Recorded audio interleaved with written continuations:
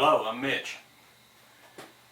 Here's another little video from Hendrix Woodworking. I'm going to talk a little bit today about a different way of measuring, a different way of working, primarily because I like to use the Incra jigs and fixtures and the Incra layout tools. It goes into a little bit different way of measuring than what you're normally used to. However, it grows on you. It grows on you real fast. Incra measures everything in 30 seconds. So where you would say I want to measure something 1.5 inches, if you're counting 30 seconds, that's 1 in 16. Or 1 3/4 inches is 1 in 24. Or 1 in 32 would be 2 inches. Everything that Incra does is marked on 30 seconds. This is a sample of one of their rails, such as is on their miter gauges and everything. It's got a stop block on it. The stop block has, back here, is a incremental track with 32 teeth per inch. This stop block also has 32 teeth per inch.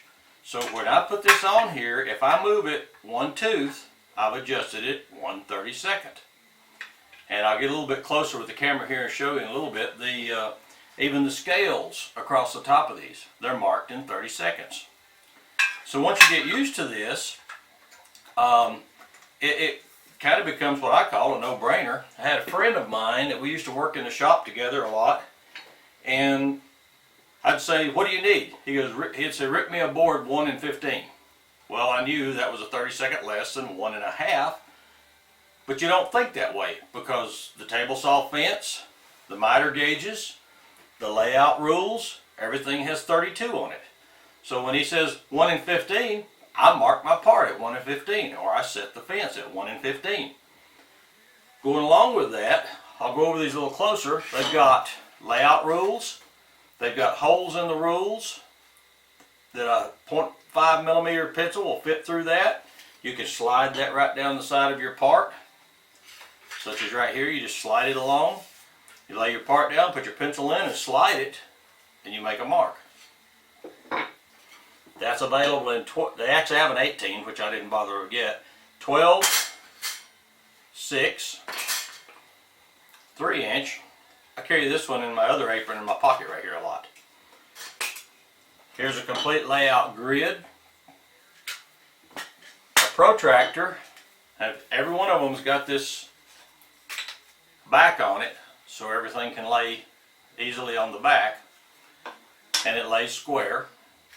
The protractor, you've got a mark for every degree. Outside of the measuring, which we'll go back, I'm going to go on into the measuring part. Outside of the measuring, their jig and fixture setups are great. This is a T-track. Everybody's seen them. Ordered it from them, countersunk holes, pre-drilled. These are what I used in my drill press table that I built. Here's a layout triangle. There's 2 of them stacked with screws that will come off. You just unscrew that, you've got a small one and a large one. These triangle, or these 45-degree squares, 45 degrees, what are you going to call them? I love these because they've got a wide base. They'll sit like this. If I need to set my table saw at 45 degrees, I set that on the table. Lay my saw over to this, there's my 45 degrees. As well as laying it on a piece of wood and marking 45. It's notched out at the bottom corner so you can get in there to get this side or that side. Squares the same way. Large and small squares. Set that on your saw table. Bring your blade right up against it flush. Use it on the bandsaw blade. Use it on the fence for the joiner. Sits great. Perfect angle. It's all milled, so it's a perfect 90 when you get it. They also have a couple of things. This is a 45-degree saddle square that lays on your part. You put your 45 in where you need to, grind it to the side, lay wherever you need to. The same thing available in a regular square with markings on it all the way around 3 sides. And again, sits on the angle, slides. These corner blocks, I use them when I'm putting boxes together. It's a perfect square. If I've got a box, put one of these in each of 2 opposing corners, like that. C-clamp, or bar clamp, either one. Clamp it into the corner. Clamp the other side into the corner. Then I don't have to worry about my box being out of square. One other thing they've got is this is actually for clamping boxes together. Everything that Incra uses, specifically with their tracks and their miter gauges and all that, uses this ball wrench that fits all of their hex drive screws.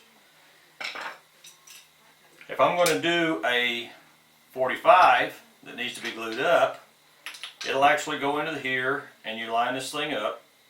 Once you line it up for your wood thickness, you push this down. Once you push that in and tighten up that corner, what I've actually tightened up is this piece here, not the actual holder. The holder is actually on a slope, so as I tighten it down, it's going to pinch the wood. So I line my wood up in here, get it exactly where it needs to be with my glue on it and everything. Once that's where it needs to be, you tighten up the second screw. Now this is pushing in on that corner on the wood. That's tight, it's not going anywhere, and it's going to set up. Once you go to take it out, all you have to do, loosen the back screw, slide it back out, and it turns loose of everything. Along with the layout rules, there's also, this is one that I absolutely love. It's a centering rule. And once again, I'm going to get closer here in a minute.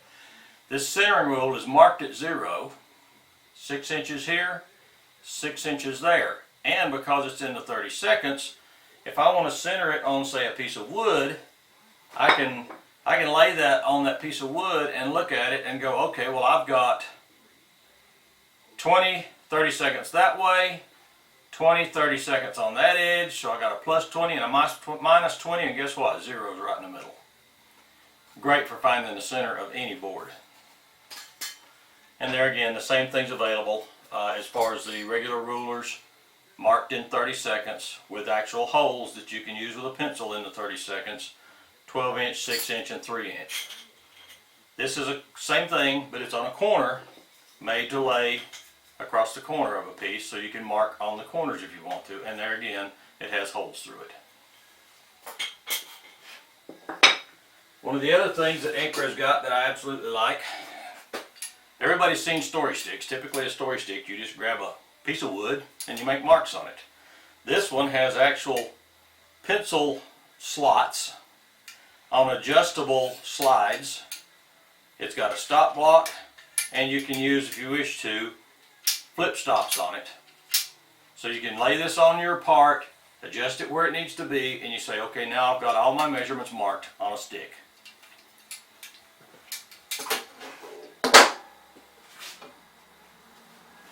This is the miter 3000 from Incra for use on the table saw. It's got a flip stop that flips up out of the way, flips down.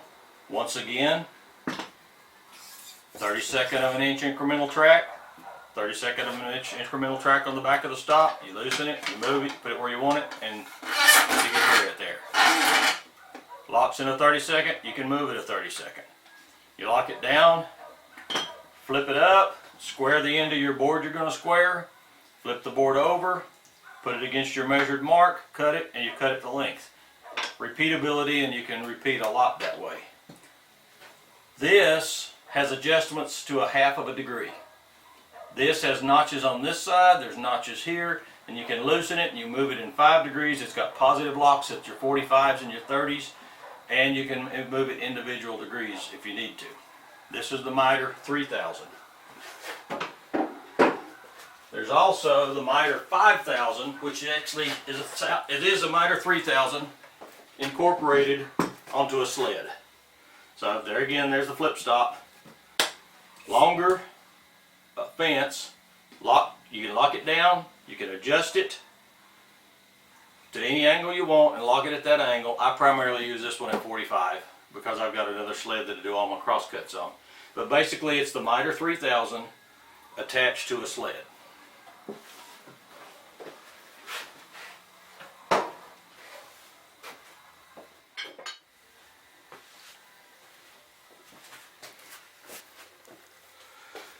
Well, here we are with a little bit of how the 30-second measurements work. There again, I showed you a couple of these things in a previous part. This is one I didn't actually touch on. This is a T-square. Basically the same as this. Can be laid along the edge of the board. Each one of these holes is a 30-second apart from here all the way to there.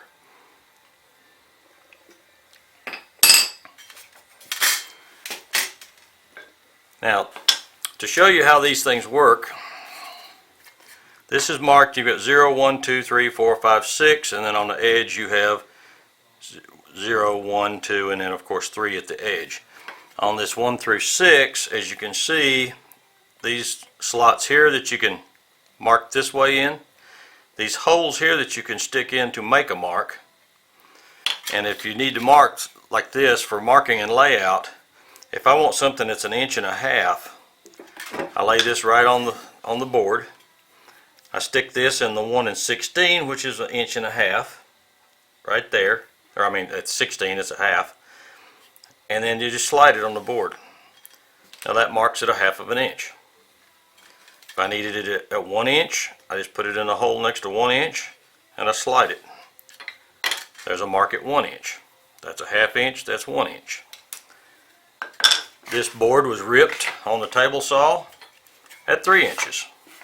There's your 3 inches. And like I said before, when you've got a partner in the shop, it's very easy to say, okay, I need this board remade here, and I would look at it and I measure it and I say, okay, well this is 1 in 7. So it's a 32nd under 1/4 inch. But instead of saying, oh, just go just a little bit shy of 1 1/4, what I can say is, I want 1 in 7. 1 in 7 30-seconds. You get this same setup is on the table saw as is on this fence. You see there's your 1. Your normal marks are across the bottom. Your eighths and 30 your eighths and 16ths and quarters are all across the bottom, but then up here across the top are your 30 seconds. There's 1, there's 8, 16, 24, and 32. So if this had already been zeroed, say, on the table saw, and this 0 is 0, and he says I need a 1 and a 7, then actually I would run my stop block over to 1 and 7. And when I set that at 1 and 7, the table saw is going to cut at 1 and 7. Same thing with the fence on the table saw.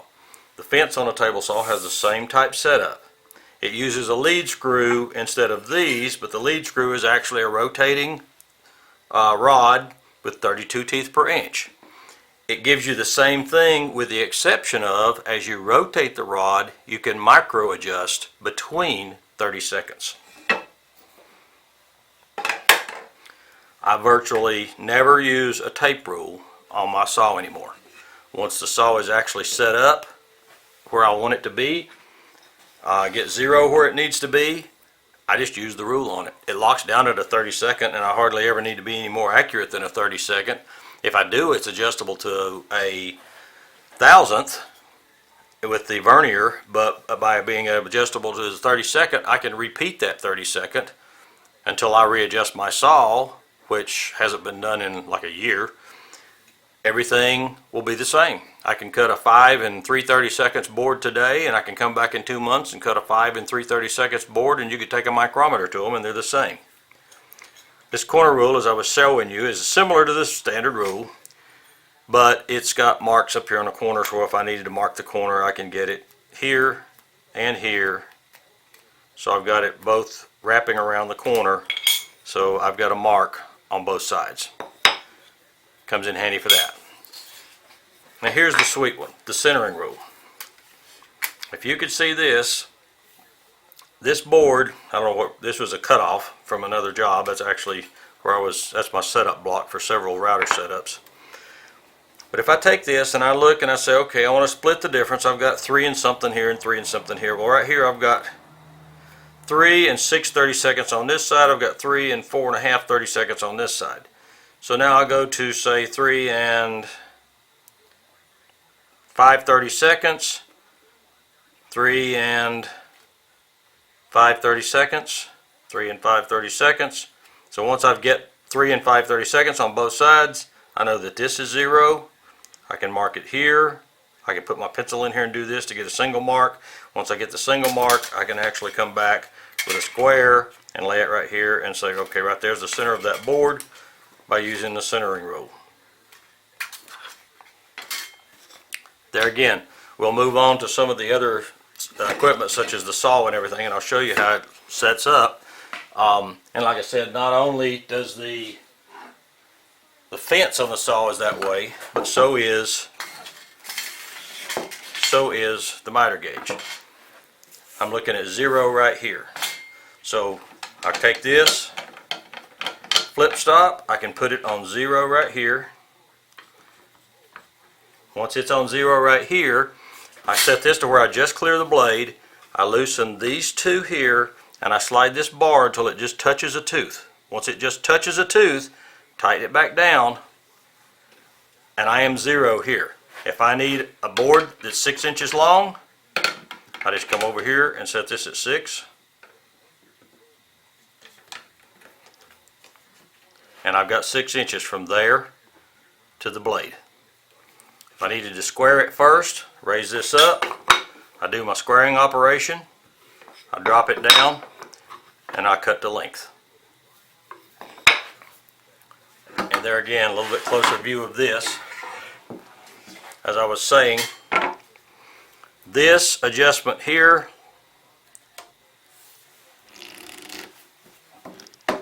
locks in at 5 degrees here, 10, and then when you get up here you've got 22 and a half included, 25, all the way over to 45. There's a lock in for each one. If you need something close but off, say you need 2 degrees, you leave this tight where it's at. With this loose, I can take this and move it in half-degree notches here or whole degree notches here. And once I move this, I've now set it 2 degrees. I go back here to 0. That's 0. This side, that's a half above. Back to 0. Go this way, which I've got it, I'm leaning into it. That's a half below. That's a half above. That's 0. So with that set at 0 there, that set at 0 there, I tighten all this down and I'm square again. There again, as I was talking about, if you need to adjust to the fence to the blade, there's that ball wrench I was talking about. It goes right here. You can loosen these, which I really tightened down a while ago. These just slide in the track. You adjust this where it needs to be, and then you tighten them back down. That'll adjust you for your distance from the fence to your saw blade. And there again, the flip stop. Quick for repetitive cuts. I've got multiple flip stops. I've even got this fence in a shorter version, this length. But I've got this fence, 2 of them, here and here, on my crosscut sled. The saw blade comes through between them. I can use flip stops on either side.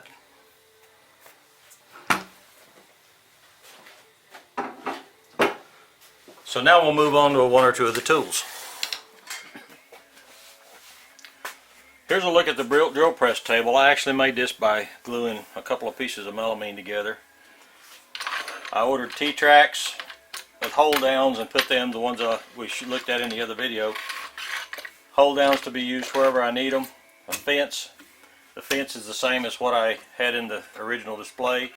I've got locks here in the corners to lock them down in the T-tracks. And I've got stop blocks so I can adjust the stop blocks anywhere I need to for my repeatability. That way I can do multiple parts in multiple places for the same thing. I've got measurement rails here that is actually a double T-track and a rail to keep your ruler in. The plastic rules slide into here, T-track on the outside edge, so I can use these hold downs either inside or outside. And I have my repeatability of putting this wherever I need to be it. Just flip another part around, grab another part, bring them all up here and do it over and over again, and it all comes out the same.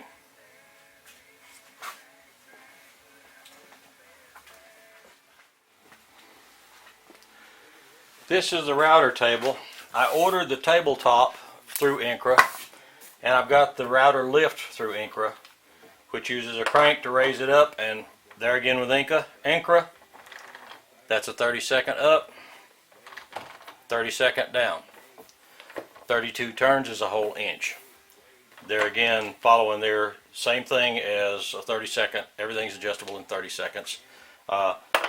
This is adjustable anything in between 30 seconds. However, these markings right here, 0, 1 revolution, brings it around to 0 again. That's a 32nd of an inch. Same setup here as on the other fences. You can use stop blocks on these, the same as I've got with the drill press, to where you can set a stop for where you bring your part in till it hits. 0 here, 0 here. They go in opposite directions.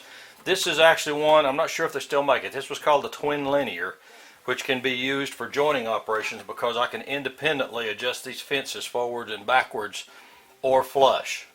The extra piece up here is if you're working a tall board on edge, it helps you to hold it square and not let it lean to the left or the right.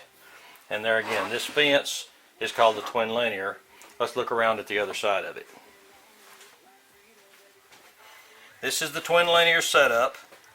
The gold part and the black part adjust the two different fences on the front so they can be adjusted independently of each other. I typically keep them locked down flush. You have this loosened here. Across the back is that 1/32 of an inch groove. This locks the groove down. When you lock this down all the way up, it's completely locked. If I flip this little lever over to the back, which lets me halfway unlock it, it's still locked. However, it will allow me to move it with friction. I've got a crank on the end that I can adjust in between my 30 seconds.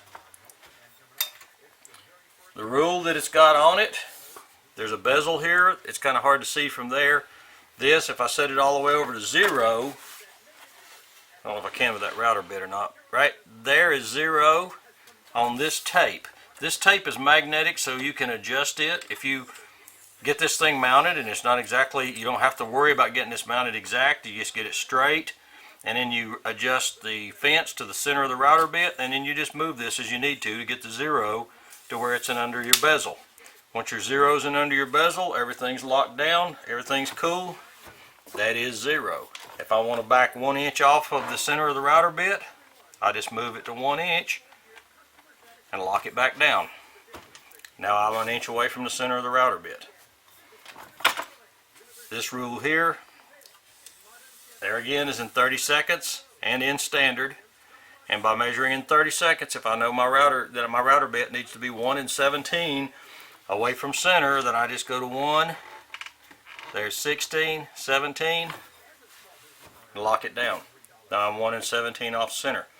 These other tracks, this has multiple tracks for multiple gauges.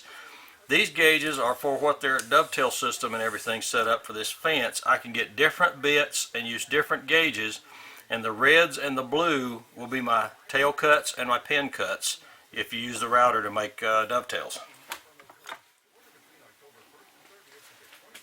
Here's just a little bit closer look at that scale, that rule, the bezel, where the fence slides in between, and how it locks down.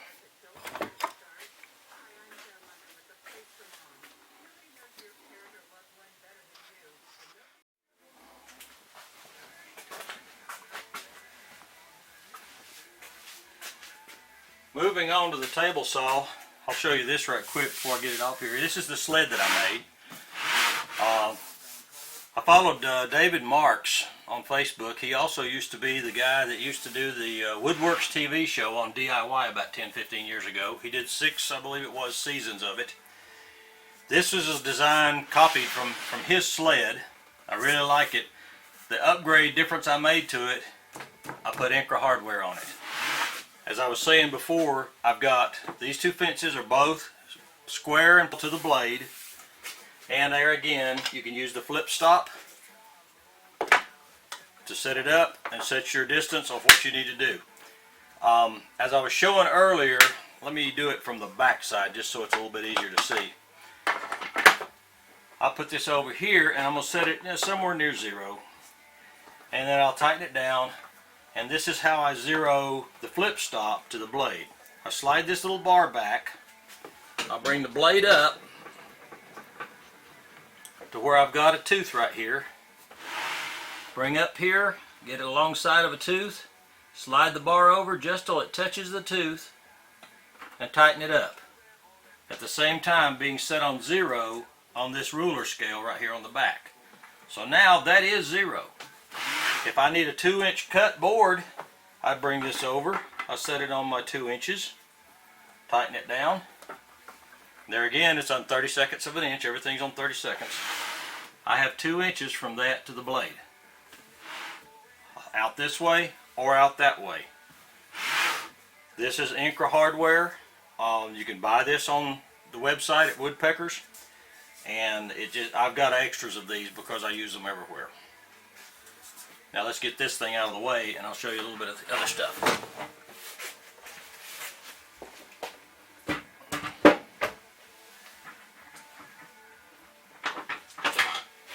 Just a touch on what we were showing you earlier over at the table. There again, here is the fence. Now if you remember at the beginning I adjusted this miter bar, or the fence. Now it's in the way of my blade.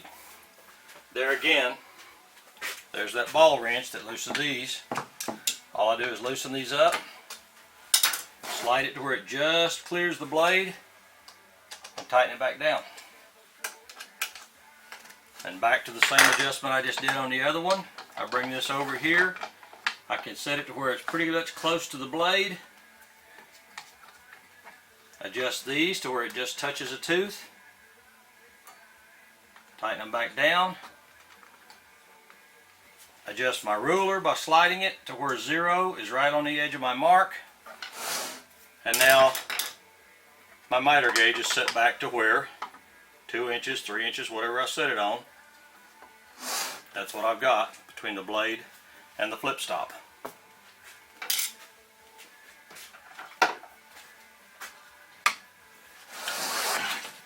Back to the fence. The fence works the same way the router fence did, and the way I adjust it is similar to the way I adjust the router fence, but with the Incra lead screw fence system comes with these bars, these rails. I do have an auxiliary fence on here. The anodized aluminum fence is what comes with it. This all comes with it. The crossbar comes with it. All the length of the rails come with it. This is an auxiliary fence I put on here for use with magnetic featherboards. The way I adjust the fence, I bring the blade up, I bring the fence over until it just touches the blade. When I lock this down over here, if a 30-second pushes it into the blade, I back it off a 30-second, which leaves me a little bit of clearance. Then all I do is I use the Vernier Caliper. Remember I said the saw, this one has a screw in it, 32 teeth per inch. I release it back here just enough to turn this screw. I turn this screw until when I'm doing this, it just starts to scrape the fence. Once it starts to scrape the fence, I lock everything down, set my 0, I don't have to set it up again. As it's set right now, if I bring this all the way to 0 and lock it down, I should just be touching, I'm just touching the blade.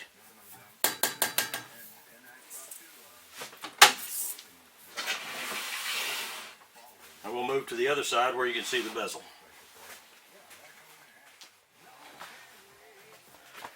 Alright, here's the adjustable bezel,